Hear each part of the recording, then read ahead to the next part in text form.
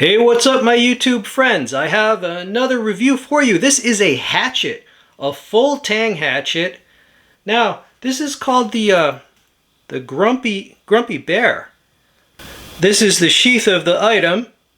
So it has a button closure, retaining strap there, another button there, and it has a belt loop there.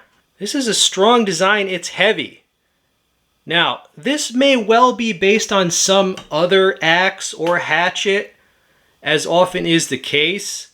I call designs like this melted designs, right? You see what I'm talking about? How you see the curve there? See all those curves? It's almost like it's melted. They had two versions of this available. This one is curved that way, like the handle is curved forward. Now the spike on this is not sharpened, right? It's not sharpened to a point. You could do that if you want to. Here are the stats. The edge length is 3.4 inches. The overall length is 16 1/4 inches. It is 27.5 ounces. Okay, so, well over a pound, right? Not quite 2 pounds. The steel is 4CR13 MOV, stainless steel, wood handle scales, and this was $16 on Temu, right? Now, they did not list the thickness of the stock, but I can tell that this is not a 1/4 inch thick. It's not quite a 1/4 inch thick, but it's still considerable. So where are we there? Maybe 0.2 inches thick or a little more. Look, I could easily see Boker selling something just like this for probably 3 times the price. So that's where we are. That's why if you need a strong short hatchet, this is a good deal. This deal was just too good to pass up, especially since like other brands, like name brands, they be price gouging like a mofo. Okay, CRKT has this Williams hatchet, and I keep waiting for the price to go down, and it won't go down. It's like over $100, and I have like almost all the Williams blades, but at some point you got to draw the line, man. That's some price gouging. The things like SK5 over $100. Come on. All right, so I'm gonna buy this as a rebellion almost. All right, are you with me? Are you with me? Apes together strong. All right, no, just kidding. I'm going to, I'll roll in the outside footage. I hope you're enjoying the video. Leave a comment. Tell me how you're doing. What's up?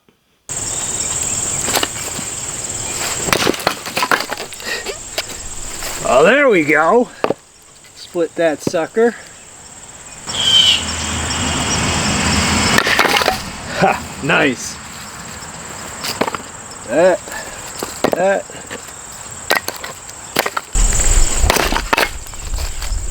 Oh. Split it like that. There we go.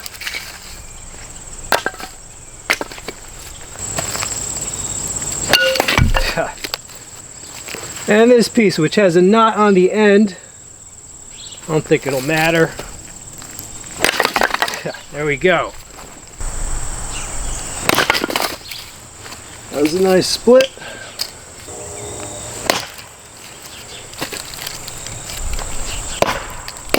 There you go. I had some idiot a couple years ago, like had a Rain Man freak out because I split like this, and he was just crying because I didn't split like this. But the fact is, when you have a thin piece of wood, sometimes it's uneven, sometimes it won't stay up. And so, yes, you can split something flat if you need to, despite what Rain Man said. You can easily split flat like that, and it's no big fucking deal. This is all the wood that I split with this. Alright, so it did okay. Is it the best thing to split with? Not necessarily. The shape of it requires a certain amount of like aim. There's like a little bit of technique to it. Now I have an Estwing tool that's a lot heavier than this, right? A dedicated splitting tool. But that Estwing, I think it's around 4 pounds. Am I going to carry a 4-pound tool out in the woods? Hell no. So this is like a compromise, right? It is heavy for its length, but it's a short, compact length, so compared to some stuff, it's not that heavy. It might just be like a ideal compromise, just because it is compact yet functional. Hope you're all doing well. Sorry for any background noise. There is always some. You can use this to shape pieces of wood, as you can see. All right.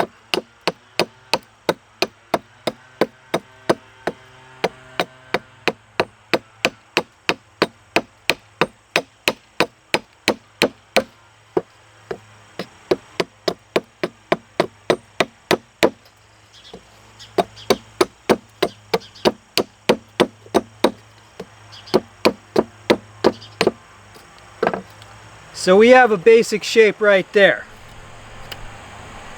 This is an item that the purchase is going to be price driven. In other words, this is the type of thing that you buy because it's a good deal, and then you find uses for it because now you have it. It's right there. You're not worried about it breaking because it was affordable. Okay, we're going to chop a little on this log, this fallen tree. Now, I don't think this will do very well on this because, I mean, it's not like a woodsman's axe. It's a little hatchet, right?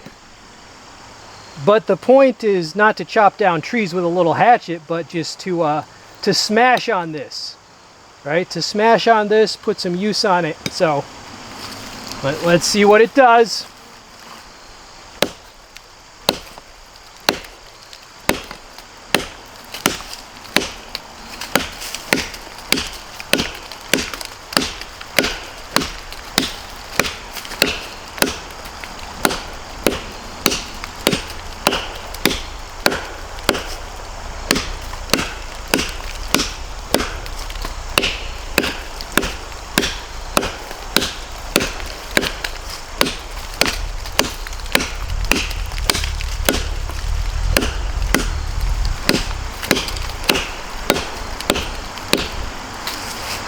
It performed about how I thought it would. Not very deep because you got a little hatchet, right? You got a little camp hatchet.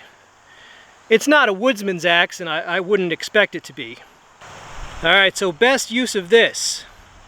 The best use of this would be chip carving, splitting like pieces of birch, or chopping through branches of 1 inch or 2 in diameter. Also, the spike could be used for chipping ice off of steps and such. That's what I use them for sometimes. One of my subscribers mentioned quartering a deer with something similar to this. All right, I have not tried that, but just put it on the shelf. So somebody was saying they quartered a deer with something like this. Well, maybe so. But anyway, what's my final opinion? Was this worth it? Absolutely. How could it? I mean, this was $16. So realistically, the only way that I was going to say that it's not worth that is if it snapped in half, which if you look at the thickness, it's not going to do. So the only way it could fail is if it snapped in half, or if the edge like rolled over, like if the edge bent over like frickin' Violet Myers, then yeah, or if the edge chipped. So there's no chips on this. There's no chips and there's no rolls on this, right? So yeah, absolutely worth the $16. Also, this would do a bit better if you sharpened it, if you customize the edge. Much as I would like to make every single review into a sharpening video, that's just not practical with the number of reviews we have to do. But I know for a fact that some of my subscribers could put a scary edge on this that would bite in a lot better. Right? So just factor that in. Right? Factor that in.